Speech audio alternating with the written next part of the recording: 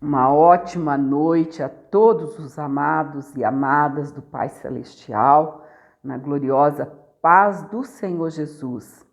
Vamos terminar a nossa leitura de hoje. Hoje é sábado, uma noite maravilhosa que o Senhor tem dado a cada um de nós para nela vivermos. 22 de fevereiro de 2020.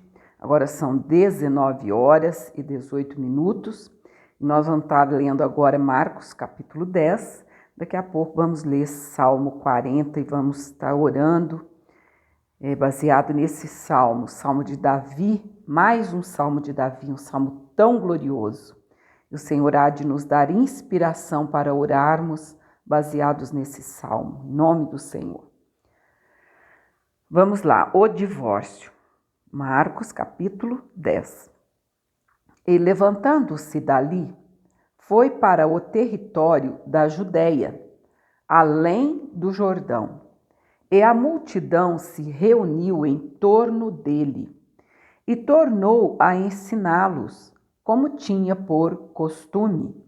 E, aproximando-se dele os fariseus, perguntaram-lhe, tentando-o: é lícito ao homem repudiar sua mulher?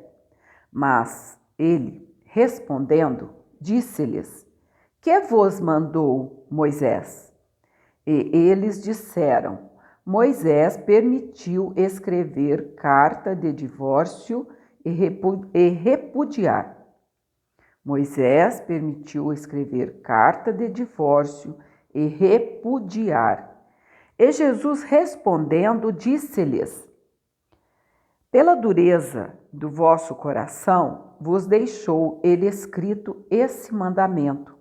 Porém, desde o princípio da criação, Deus os fez macho e fêmea.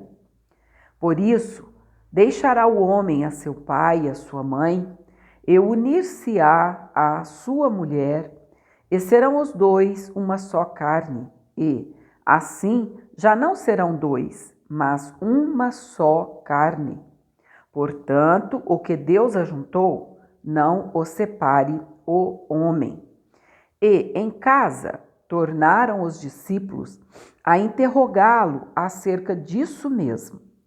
E ele lhes disse: qualquer que deixar a sua mulher e casar com outra, adultera contra ela. E, se a mulher deixar a seu marido e casar com outro, adultera. Jesus abençoa as crianças. E traziam-lhe crianças para que lhe tocasse, mas os discípulos repreendiam aos que lhes traziam. Jesus, porém, vendo isso, indignou-se e disse-lhes: deixai vir a mim os pequeninos, e não os impeçais, porque dos tais é o reino de Deus. Em verdade vos digo que qualquer que não receber o reino de Deus como uma criança, de maneira nenhuma entrará nele.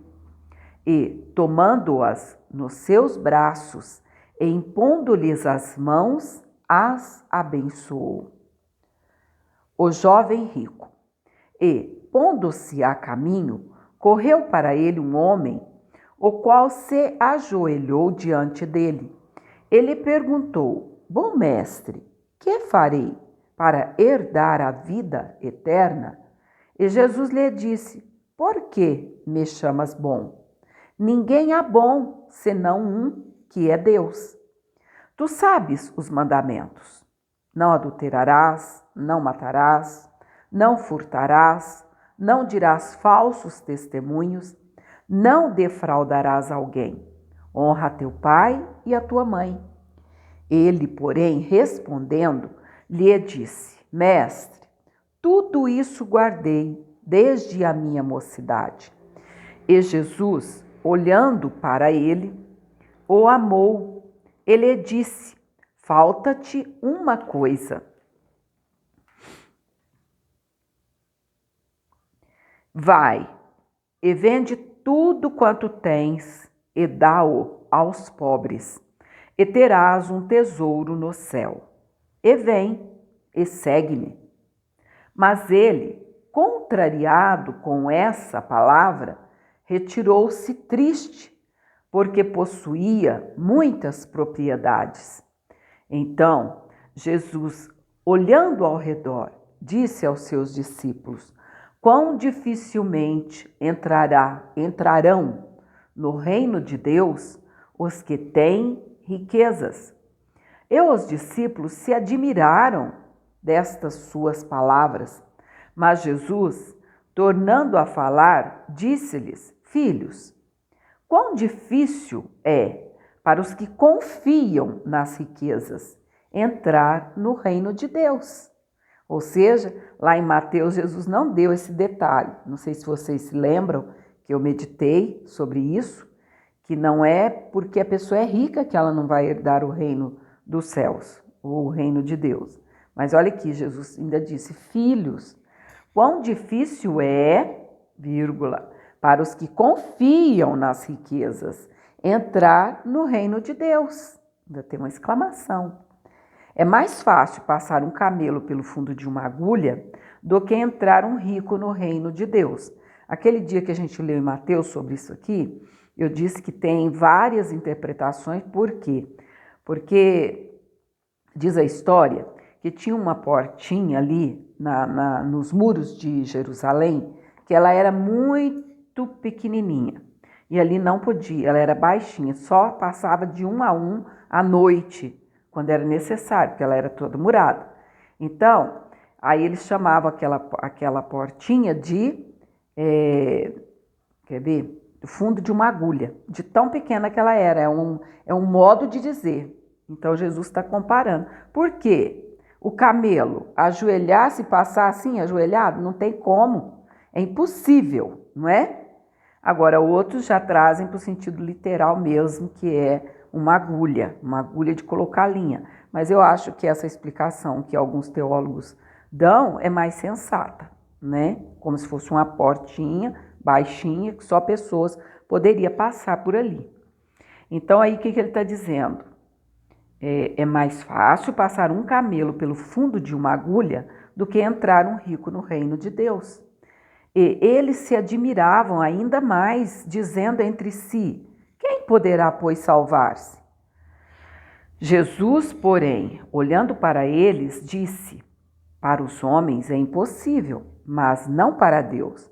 Porque para Deus todas as coisas são possíveis. Ou seja, é possível os ricos serem salvos, sim, desde que não confiem nas suas riquezas. E Pedro começou a dizer-lhe: eis que nós tudo deixamos e te seguimos. E Jesus respondendo disse: em verdade vos digo, que ninguém há que tenha deixado casa, ou irmãos, ou irmãs, ou pai, ou mãe, ou mulher, ou filhos, ou campos, por amor de mim e do Evangelho, que não receba 100 vezes tanto, já neste tempo, em casas, e irmãos, e irmãs, e mães, e filhos, e campos, com perseguições, e no século futuro a vida eterna. Porém, muitos primeiros serão derradeiros, e muitos derradeiros serão primeiros. O pedido dos filhos de Zebedeu. Olha só, esse capítulo aqui são 52 versículos. E iam no caminho subindo para Jerusalém. E Jesus ia adiante deles. E eles maravilhavam-se e seguiam-no atemorizados. E, tornando a tomar consigo os 12, começou a dizer-lhes as coisas que lhe deviam sobrevir,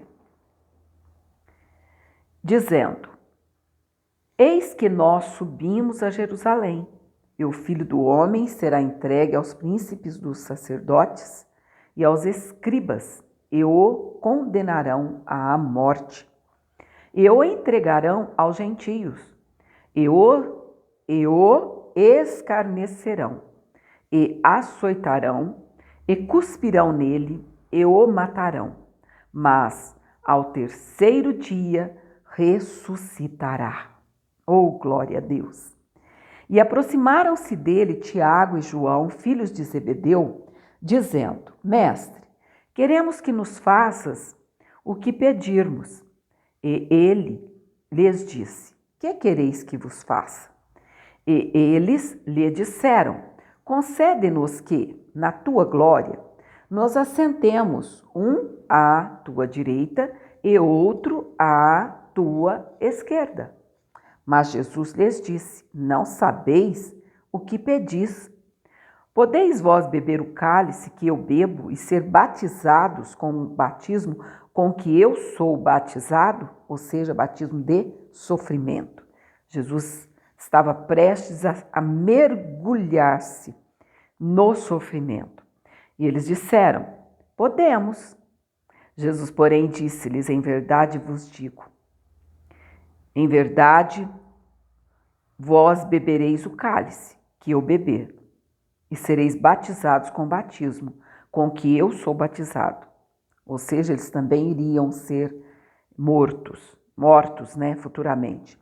Mas o assentar-se à minha direita ou à minha esquerda não me pertence a mim concedê-lo, mas isso é para aqueles a quem está reservado. E os 10, tendo ouvido isso, começaram a indignar-se contra Tiago e João. Mas Jesus, chamando-os a si, disse-lhes: Sabeis que os que julgam ser príncipes das gentes, delas se assenhoreiam, e os seus grandes usam de autoridade sobre elas. Mas entre vós não será assim. Antes, qualquer que entre vós quiser ser grande, será vosso serviçal. E qualquer que dentre vós quiser ser o primeiro, será servo de todos. Ou seja, quanto maior o cargo dentro do trabalho do Senhor, mais se serve. É isso que Jesus está dizendo, mais serve ao seu irmão. Porque o Filho do Homem também não veio para ser servido, mas para servir e dar a sua vida em resgate de muitos. Oh, glórias a Deus! O cego de Jericó. Depois foram para Jericó. E saindo ele de Jericó com seus discípulos e uma grande multidão, Bartimeu, o cego, filho de Timeu, estava assentado junto ao caminho, mendigando. E, ouvindo que era Jesus de Nazaré, começou a clamar e a dizer: Jesus, filho de Davi, tem misericórdia de mim? E muitos o repreendiam para que se calasse. Mas ele clamava cada vez mais: Filho de Davi, tem misericórdia de mim. E Jesus, parando, disse que o chamassem. Oh, glória a Deus! E chamaram o cego, dizendo-lhe: Tem bom ânimo, levanta-te, que ele te chama. E ele, lançando de si a sua capa, levantou-se e foi ter com Jesus. E Jesus, falando, disse-lhe: Que queres que te faça? E o cego lhe disse: Mestre, que eu tenha vista. E Jesus lhe disse: Vai, a tua fé te salvou. E logo viu e seguiu a Jesus pelo caminho.